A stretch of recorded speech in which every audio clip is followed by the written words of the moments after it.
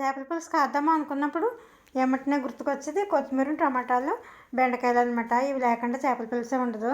ఇవి వేస్తేనే ఆ చేపల పులుసు టేస్ట్ అనమాట. కానీ నేను చేపల పులుసు అస్తమాట కాయను. ఎందుకంటే చేపల పులుసు పెట్టానంటే పులుసు మాత్రమే తింటారు, ముక్కలు వేరే వాళ్ళు తినాలి. అందుకని చెప్పేసి చేపల పులుసు వేస్తే అస్తమాట కాయను. ఎందుకంటే చేపల పులుసు అంటే చేప ముక్క లేకుండా పులుసు ఎలా వస్తుంది చెప్పండి. కానీ చేపల పులుసే కావాలంటారు, ముక్కలు అయితే పనికిరావు. అందుకని చెప్పేసి అస్తమాట అయితే పెట్టను, ఎప్పుడైనా పెడుతుంటా అనమాట. కాకపోతే ఈరోజు అయితే చేపల పులుసు చాలా అంటే చాలా బాగా కుదిరేసింది. ఇది ఏదో చైనా చేప అంట. అంటే చైనా చేప అంటే చైనా నుంచి వస్తే ఏటో మరి మనకు తెలియదు. కానీ కాకపోతే వాళ్ళు చైనా చేప అన్నారు, తీసుకున్నాను, పెట్టేసాను పులుసు. టేస్ట్ అయితే సూపర్ వచ్చింది.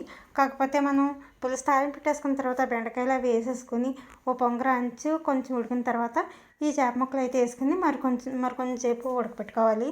లేదంటే ముందుగా వేసేసామంటే శుభ్రంగా ఇడిపోతాయి అనమాట, ఎక్కువ ఉడికిపోయి.